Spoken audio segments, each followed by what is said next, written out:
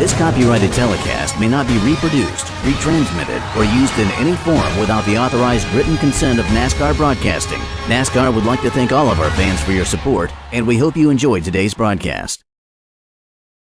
The banking down in 1 and 2 to 17 degrees, that really changed that into the racetrack. A lot of the drivers said that 3 and 4 really still races a lot like it used to, just more grip and smoother than it was. You can see that definitely two distinct lines there. The 11 truck of Moffitt up a little bit, but watch this momentum here that Bell's going to have as he dives off the racetrack under the yellow line, which is allowed here and makes that move. Christopher Bell. Oh, and engine goes. Looks like certainly at least an oil line or something on Brett Moffitt. What a tough break for that young man. Brett Moffitt was running 5th at the time. Had just been passed by Christopher Bell. Bring it right to the garage. They're going to take it to the garage. Boy, what a disappointing outcome for Brett Moffitt. Qualified on the front row. Let's take a look at it. Watch this move that C. Bell makes down off the road. I wonder if maybe something was going wrong with that motor because he had so much momentum. Now we talk about the draft as we see the engine expire on Brett's truck, but maybe things started tightening up a little bit. That's what really made it look like Christopher Bell was running about 10 miles an hour faster than him.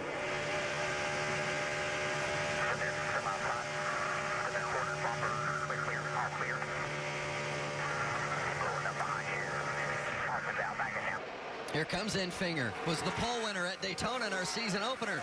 Hasn't raced much this season, but he is on the go. Got by Reddick and Jordan Anderson, but look at Anderson working the outside. Oh, we got a trouble.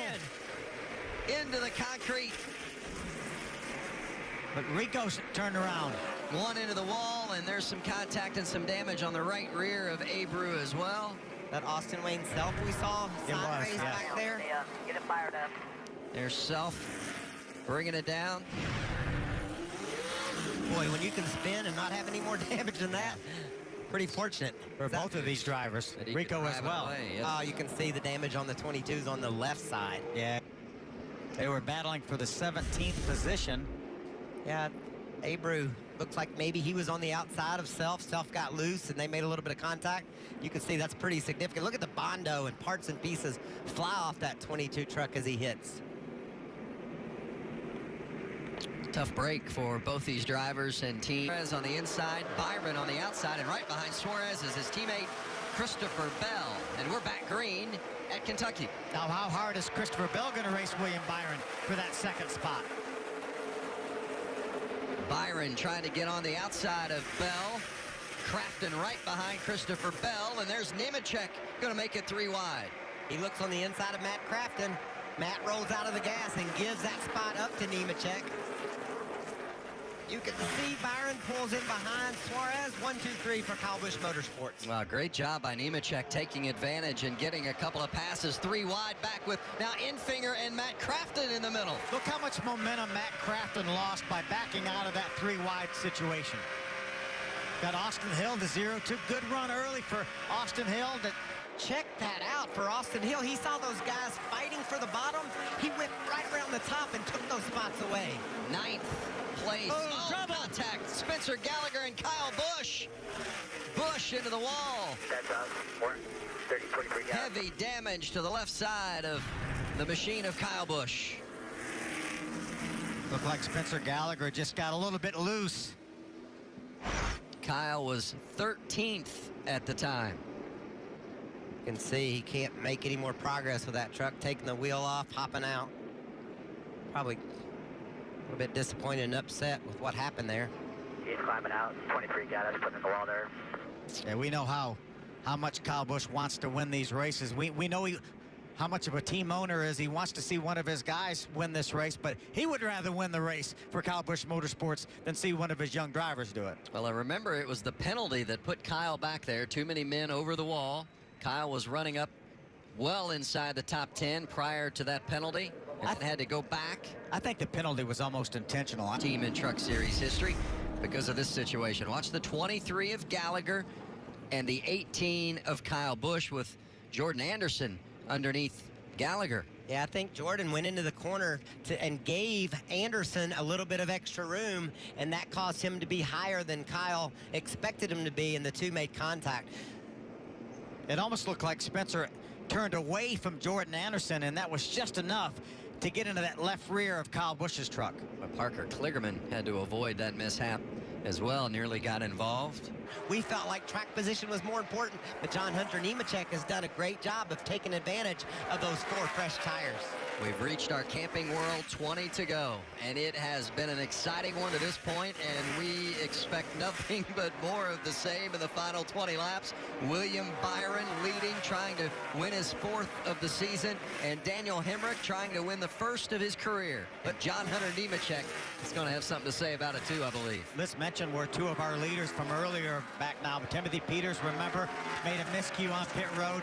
Back to the 11th spot. Daniel Suarez, too fast exiting the pits, only back to 13th spot. Both those drivers with 19 to go outside the top 10. Kyle Busch involved in an accident that ended his night early on. Nemechek is there. He has now positioned himself to where with the right run off the turn, maybe can draft up and grab that 2nd spot. And how it might have an impact on the chase. William Byron obviously already good with 3 wins. John Hunter Nemechek has been victorious this season as well, so he's in a good position. But Daniel Hemrick, even though Hemrick is inside the top 8, a win would certainly go a long way in securing his hopes for a chase spot and an opportunity to run for the championship later this season. Yeah, that's exactly what's on his mind right now, Michael. You know, Phil, and there's a chance. Good run right there. His best run so far off of 4. Lost that momentum due to passing the lap truck, did William Byron. But Phil, you know, just winning will take so much pressure off that young man and that team. They can know that they're going to race for a championship, and they can start planning for it. They've got to get that win, though.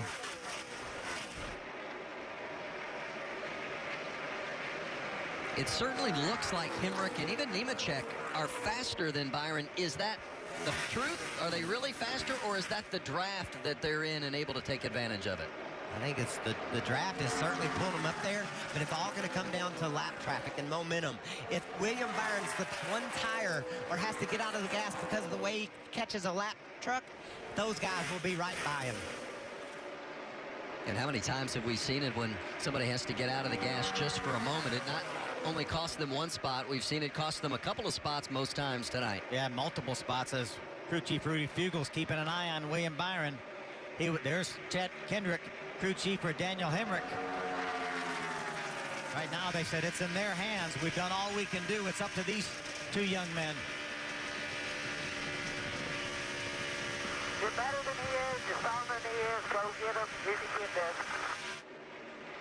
That's just good Cheerleading, a little cheerleading. You have to have that. And there is Nemechek. Throw a blanket over the top 3. Can you imagine the pressure Byron's under? He's got to be perfect every lap, or he knows he's going to give this race away. Well, we know he's been able to handle the pressure with 3 wins already this year. He's super kid. Shane Huffman, the crew chief for Timothy Peters, called him. I can't argue that. You're living up to it, right? He's won 3 times, 18 years old. And led a bunch of laps this year, too, even in some races that he didn't win. Well, remember in Atlanta, he showed up and ran up front and had an engine problem. But it was impressive right from the get-go here in 2016 with William Byron.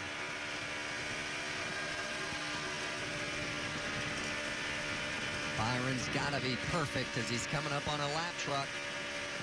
Caught that one in a good position, Yeah, Vince. yep. Well out of the way.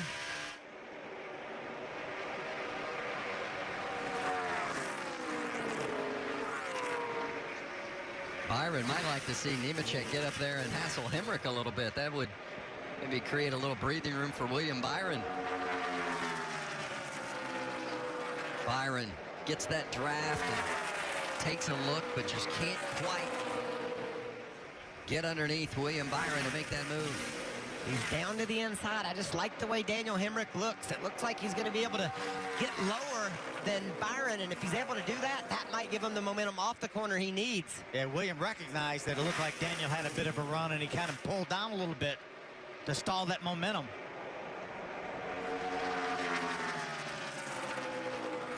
These guys are good friends. William actually drove for Daniel Hemrick in the snowflake down in Pensacola one time. Looked like Hemrick lost momentum there. Maybe he got into the wake of Byron. Back, be a little aggressive here. Yeah, And Nemechek is going to take advantage. Nemechek underneath Hemrick, side by side for second place.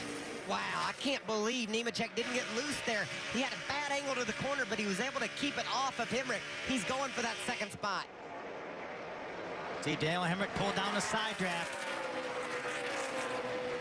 Hemrick lost just a tick of momentum, and Nemechek was able to challenge, but it looks like Hemrick is going to hold him off.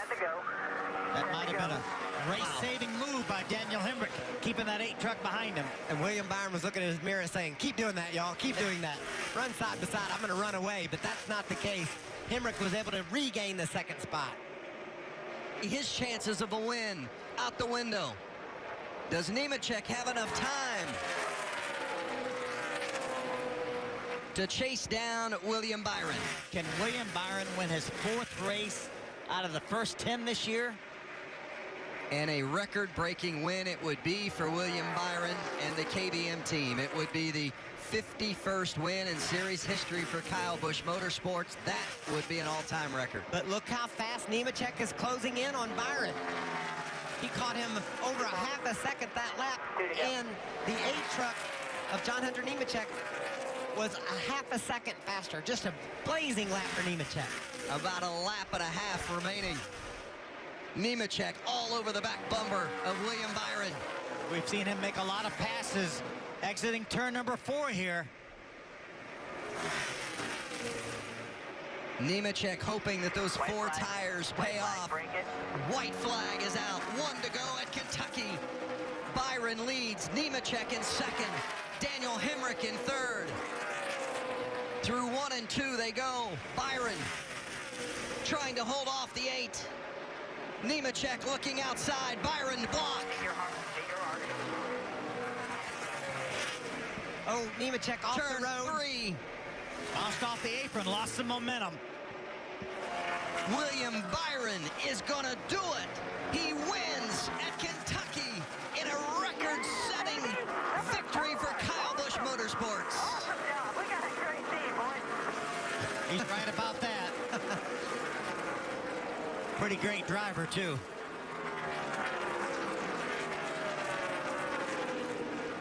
They got Super Kid behind the wheel. What a bright future we have in our sport here with William Byron and John Hunter Nemechek finishing 1-2. Daniel Hemrick right behind, as well as Christopher Bell.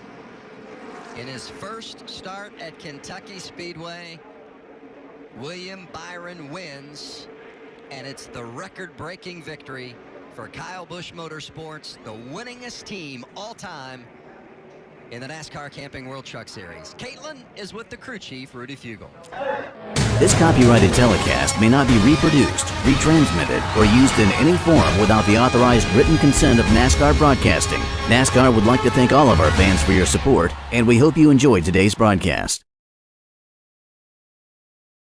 This has been a presentation of ABC Sports, continuing the tradition of excellence.